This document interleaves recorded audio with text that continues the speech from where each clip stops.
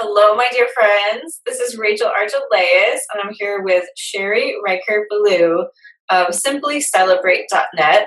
She is kind of the person I look to when I'm working out feelings about love and seeing about sharing and celebrating life.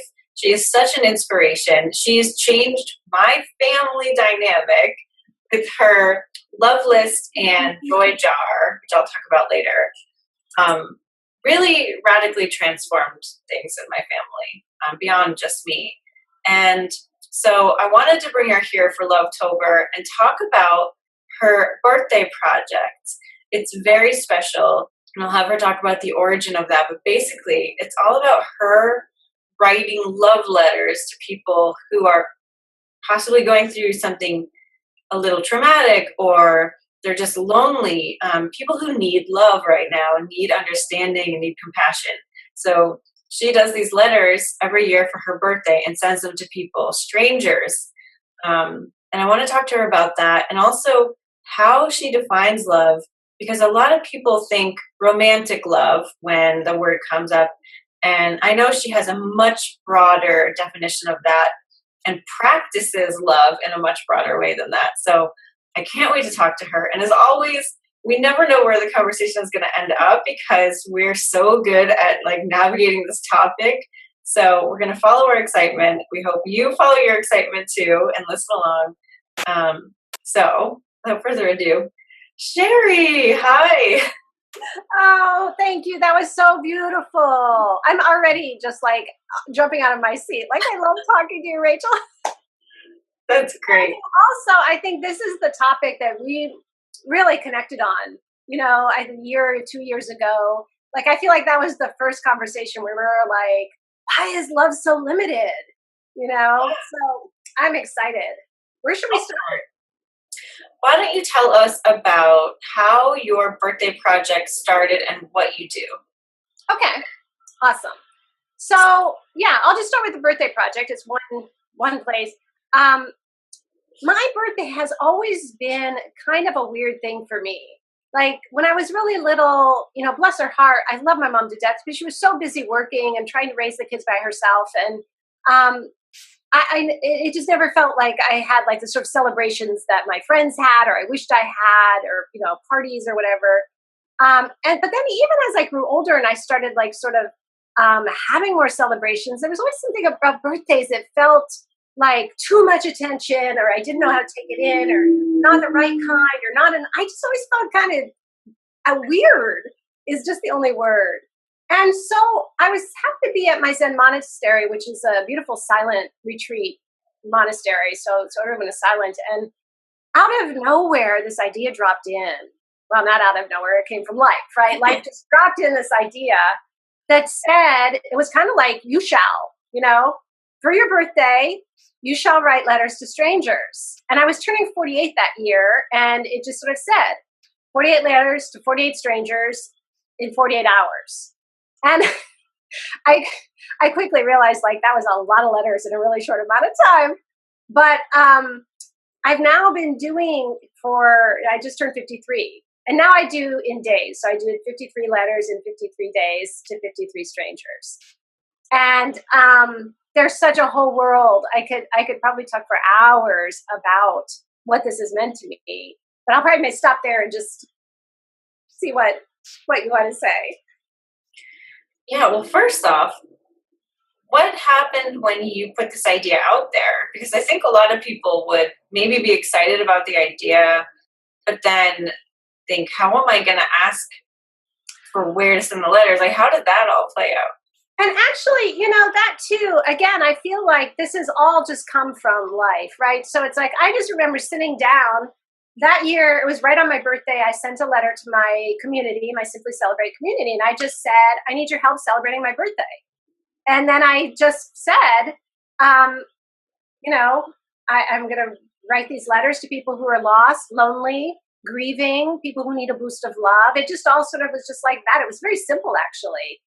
And I was astounded at the response. I was just astounded. And in some ways you would think oh, how depressing, right? To get all of these requests for people who, people whose teenage sons have died, people who have cancer, people who are caring for partners who have been sick. I mean, just the gamut of human suffering.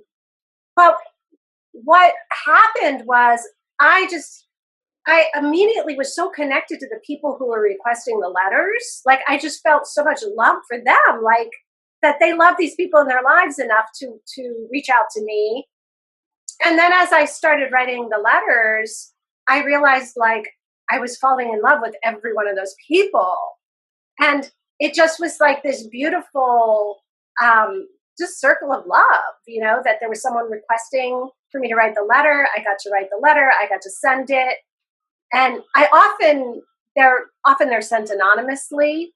So it's not typical that I hear back, although I've started more over the last couple of years asking if people want them sent on their behalf. And so those I sometimes get feedback. Okay. So, yeah, so it actually was so simple.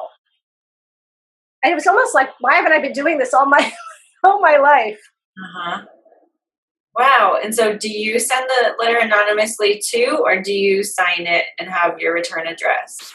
No. So if they're requested that they come anonymously, I write them from the universe. So no return address, which is also the interesting part, right? Because there's no way of ever knowing if they land. But I love those because I love I always do sort of a centering exercise, a little meditation before I write it, and really just say, here's what we see, here's what we want you to know, here's what we think might support you right now. And, it's not coming from me. Mm-hmm. It's coming from the universe. That's so beautiful. I love it. I am bursting with love right now. That's incredible. I want you to win the Nobel Peace Prize, I mean, gosh. So before we even get farther, would you advocate people doing this if they feel inspired by this? Yes, absolutely. Oh, without a doubt. The only stipulation is I'm so grateful that, I have a 25-year Zen practice that I think has really enabled me to get grounded enough, which I think is really important, as you, because I project on you all the time that you're extraordinarily grounded. And I think to be able to hold all of the sorrow that's coming, we have to have that vessel. And so maybe that's one thing, just to make sure that the people that you have that. Although, on the other hand, it doesn't have to be in this sort of like dozens of letters. It could just be, oh, I feel moved. I just talked to my postman and I heard his wife has cancer. What if I sent a letter either to him or her? Yeah, it could be as simple as that. That's amazing. Yeah. I want to talk a little bit about the non-anonymous type of love sending that you advocate, which we could show in this joy jar. So, my dad made me this for my birthday, and it's filled with all sorts of things that he loves about me or fun memories of us together. And he sent that to me because for Christmas, I made one for him. But since then, he has reached out to several people, including his mom, and a woman he was friends with who ended up passing away of cancer, and told them how he feels and reminded them of fun memories. And so it's not, this is a ripple effect kind of thing. And I'm sure the people who get your letters also feel the need to pass that on. Sherry hasn't watched this yet, but I made a video with one of my ET aspects, Intimate Alien, and she was talking about how when we get filled up with love, it hurts if we don't pass it on. It hurts if we don't let it out, which is why I'm doing Lovetober. So when you receive something like that, something like this, one of Sherry's letters, I'm sure those people must in some way be passing it on. So you're like the hub of this amazing circle. Oh, I love that so much. I love this just dropped in, so I want to see. Naomi Shihab Nye, the poet. Doesn't matter. It doesn't. Like, whether you do or you don't, it doesn't matter. But she once gave me the best compliment, which was the central switchboard of kindness. And I was just like, I loved that image because it's like, it's not so much about the person doing it, but it's just like making those connections and getting the connections going. And I this is what you just said. I love that. And I just got a couple days ago a letter from one of the non-anonymous letters I sent. It was from a woman requested a letter for her mom, who has been 24/7 caretaking for her sick father, so the woman's husband. And the woman who requested the letter said, now my mom's not very frou-frou, or she's not very, California like you are. So you gotta, if you could tone the language down so she could actually hear it, which was really funny. But the funny thing was, I got this letter back from the mom I sent the letter to, and she was just so full of love, right? She was just like, I can't believe, to receive a letter like that. And she said, I know my daughter loves me, but there were so many things in that letter that I really didn't know that she remembered, or that she loved, or that even mattered to her.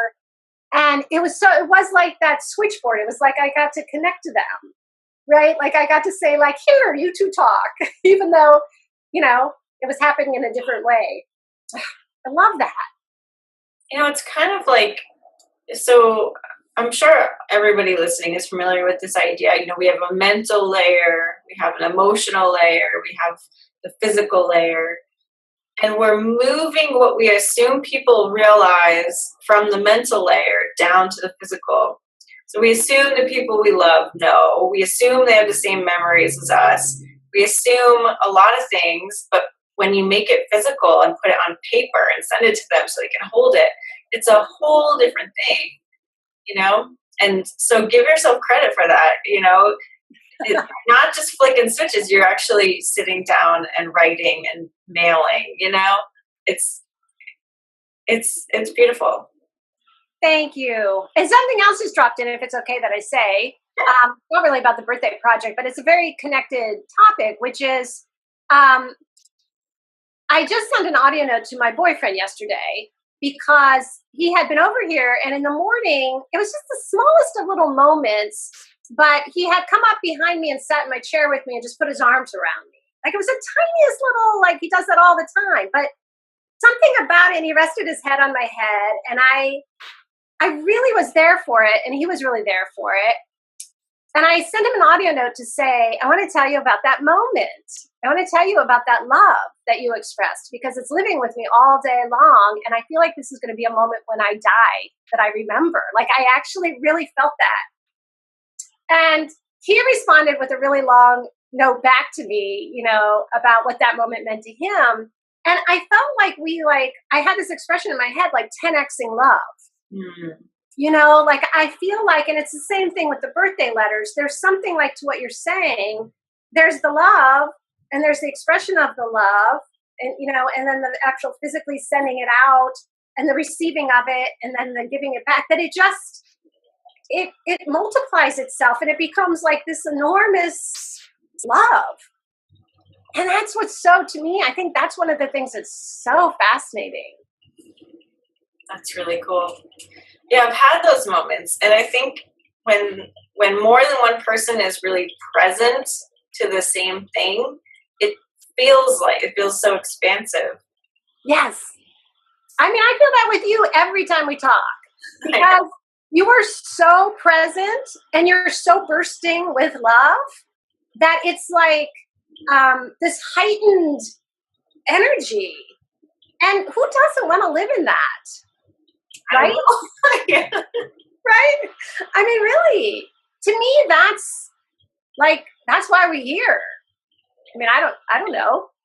Yeah, it's a gift. Being present is a gift. And I'm not saying a gift that you come into this life with. It's a gift to us. The present moment is where the magic happens. It's where the truth is. So I think this is a good segue into if people are familiar with love being a romantic thing or a familial thing, how is it to expand that out to people you've never met? What it felt like it was natural for you, but can you talk about that a little bit? I would love to, Rachel, because this is where so much of my excitement right now is in this idea of what it is. And you and I were talking about this again in that conversation a couple of years ago. What is it to really be vulnerable enough to really love? And to me, loving strangers is kind of like a higher practice ground, because there's something about it that it is very vulnerable to, because we have to just when it's someone, when I'm saying something to you like, oh Rachel, I love you, blah blah blah, I know we have a connection. I know that you're probably going to receive it. I mean, at least it's pretty likely. There's, you might even give me love back. There's something about that. But in the loving of strangers, there's it's such a pure offering, because, especially the way that I'm doing with these letters, there's nothing for people to do in return. And that the biggest thing for me, besides like stepping into that vulnerability and trusting that it's possible to love without ever having met someone or talked to them, trusting that there's really an energetic connection.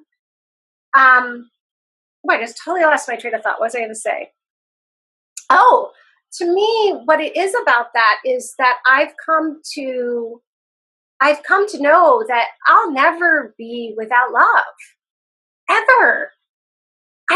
Because when I'm feeling lost or lonely or in the dark or grieving or sad or scared, I write a letter. I reach out to someone, and it doesn't matter if I know them or I don't know them. I'm instantly filled with love. And that sounds kind of hokey as I say it, but it's true. No, it doesn't. And one thing I had to realize this year came more into my body, but I had to realize this a long time ago after my marriage kind of fell apart a while ago, was that we don't have to rely on anyone else for love. It's not something like given to us. It's something that we can generate too. So, it's a completely independent thing. If we want it to be, of course, we can, experience love with another person, and it can heighten us. It can do all sorts of cool things, but it can't do that unless we have the ability to feel it on our own. So I love that. I love using that as an experience of elevating yourself from those places if you want to. Yeah. And, what you just said is so important. I don't want us to just rush over that love doesn't, it's something we generate. It's something that we are even, right? Like, and maybe you said that just a little bit ago. Maybe that was the piece of it, is that it's like, sometimes we can't see it. Like for me, if I'm feeling depressed or maybe it's covered up, I can't see it, but it's so easy to access.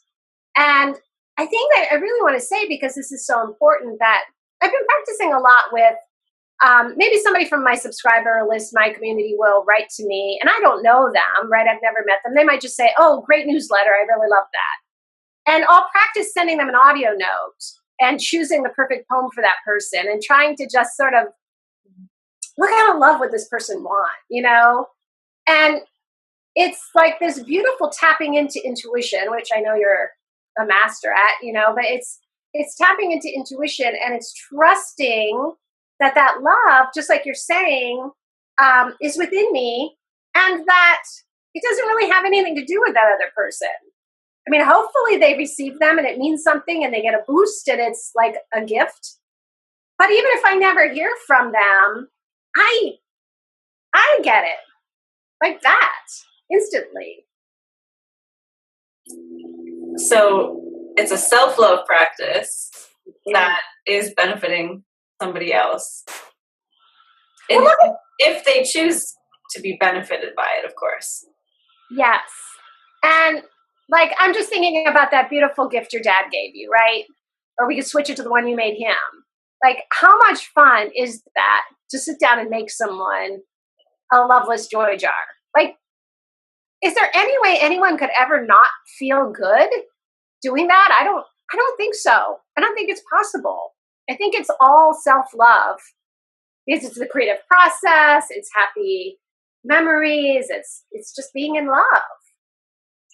Yeah, well, I think one reason people may shy away from love is because when you put love in your body and you're withholding any grief or you're kind of stomping down your emotions, it's gonna let it out. So it can be difficult to feel love if you don't want to face your emotions, you know? Yes, that's so true. What a great point. And I'm so glad you brought that up because that is important, right? The willingness, because love is attached to everything. Love is attached, like, and you just said it, I think it's especially attached to grief. But to me, that's one of the places that I think is where, at least our culture, I don't know how other cultures are with it, but I know our culture could really use just sort of that small turn of like, when we're deeply grieving, we are deeply loving.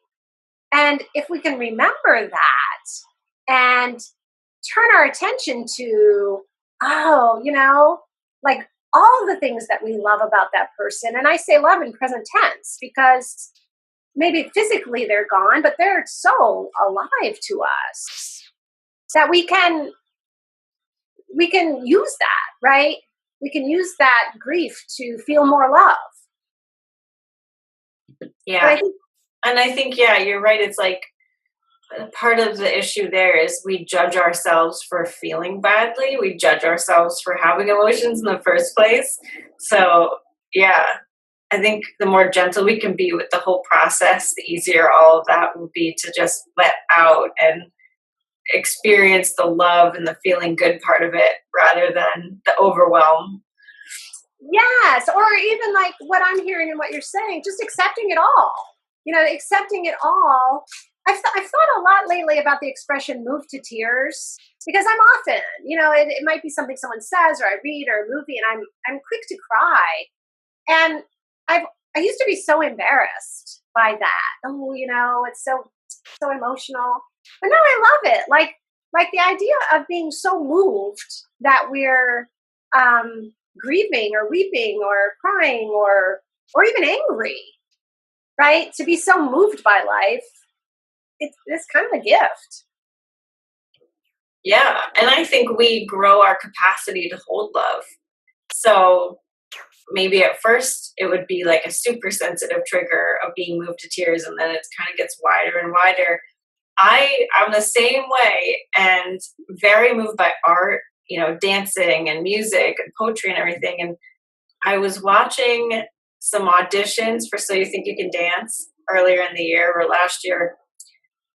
And I watched the dancers, the judges watched the dancers, and when they would get to that place of being moved to tears, they would shout like, "Hey," or they'd get up out of their chairs and move their bodies because that's how they were processing that. And so it's cool that different artists process that in different ways. Some cry, some write, some move, some shout. I just thought that was so cool to witness. I love that. And, to circle back to what you just said about increasing our capacity to love, because it's a practice, at least in my experience. I think loving is a practice.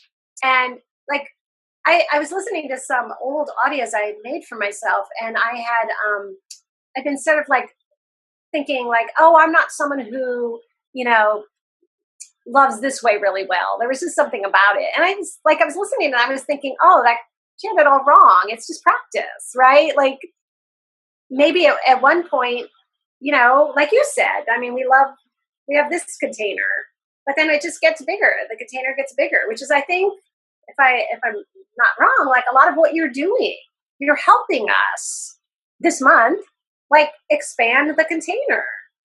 How much can we hold? What's possible? Yeah, and your whole work is about that. So it's awesome to have a framework in order to make it easy, like go to simplyselebrate.net, download Sherry's love list template, even if you don't send it to anyone, just as a practice of generating love in your body and holding it, because you're going to be able to grow the muscle, right? Mhm. So I think that's amazing. So, Ah. what else? I mean, there's so much we could talk about. Is there anything that you're excited by lately or feel inspired to share? Hmm. Well, yeah, I do want to say, because I've been really kind of reluctant to say this very much, but you know that I go on these retreats that I take myself, which is a form of self love. Really, that's off the grid, no cell phone, no computer, no internet. And the last few times I've been there, it's dropped in that it's like, I really want to inspire a million love lists. And I'm reluctant to say it because it's so haughty or big or I don't know. But the thing is, I really do want to. like, like just when I hear you saying like, "Oh, I made this for my dad, and then he made one for me, and then he's been saying to so and so what he loves about them," like there is nothing that makes me happier. Like that's it, right? That's all I need is to hear that. And and a love list can be one thing. It can be right now, after someone listens to this, just pulling out whatever they have handy, a greeting card or whatever, and just saying, "Oh, mom, I just so love that you always bake me my favorite cookies when I come home. It means so much to me. I love that about you." Like that's the love list, right? It's like like you said, it's a direct, like on paper. And if I could actually inspire a million of those in whatever form, I just like, I would be beside myself, like with joy. So I've not said that out loud in any formal way before. So it's fun to do. I love that. I think that's amazing. And that is just as inspired as the birthday. Mm. I mean, I think loving ourselves means allowing ourselves to have these dreams and to have these ambitions or whatever you call it, right? It's like removing judgment from whatever it is that makes us excited, whether it's inside of the cultural norms or outside, or it's going to possibly hurt somebody's feelings. Like honesty is love. Oh, So yes. I love Thank you. Thank you. And I think you're so right, right? Like, um, to me, that's also like, it's a lot of ego that wants to come in, right? And say, "Oh, blah, blah, blah, whatever about that." That's just ego. But I think life is excited, right? I think what I can see about life is it loves love, right? It wants to support it. So, Yeah, and it loves abundance. Like, go to a park. If there aren't a million blades of grass, then the park is not a park. You know what I mean? Like, there's millions of billions and trillions and quadrillions of leaves and grass and flowers and insects, and there's no shortage or lack anywhere. So let's yeah. help Sherry out. So if you're watching this video, make a love list and let us know that you did or you sent it, and use the hashtag love list and hashtag lovetober so we can find it. You don't have to tell us what you wrote if it's too personal, but let us know so that Sherry can mark it off on her mental list, or send her an email, or contact her through her website in some way. Because gosh, the whole point of Lovetober is to celebrate love, make love normal, right? In all of its different varieties. Self-love, love for strangers, love for your family, your partners. I mean, gosh, if we can normalize love and the expression of love, I think we could go so far in helping to ease people's pain and insecurity and anxiety, and just feel good. So, Yes. And Rachel, I just what I love so much about Lovetober and everything that you're talking about right now, and I want to bring, because you sort of touched on it, but we didn't really underscore it, which is that our culture is kind of obsessed with romantic love. And what you're saying about normalizing love is that, it's like getting comfortable, right? Like all of us getting much more comfortable with expressions of love to our friends, to neighbors, to our colleagues, to strangers. That, like, how different would the world be? And how much less of that sort of angst over all the there's so much angst in our society about romantic love. And it helps, I think it helps all of us when we're getting love and giving love everywhere. It takes a lot of pressure off our partners. Yeah, for sure. And I'm sure it makes us a better partner, if we're comfortable with love. Yeah. All right. Well, I told Sherry that she should give me an hour and we're almost there. So I don't want to bring up a whole new topic, but Sherry, would you join us for another conversation at some point, even if it's not for Lovetober? Because I really want to talk about this idea of honesty is love. Because with this whole hashtag Me Too thing going on Facebook, people talking about it and the men talking about it, and I have trans friends talking about it, and there's, different sides, and some people are mad and angry. I think the people who are sharing their truth are sharing love. And as a society, we're opening up to receive people's truth. And people are having tough conversations, not about that, but about everything else. And that's love. And I think relationship models are changing because we're all being a lot more honest.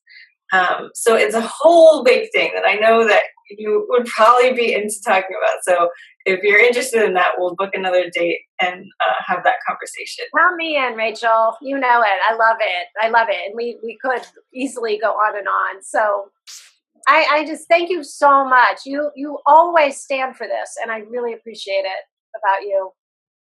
Well, it's so fun having a colleague in the same conversation, I mean, we come at it from different perspectives and we kind of talk to different people, but it's all the same thing, right? So I love talking to you. I mean, I could talk to you for hours. We should have a podcast together or something.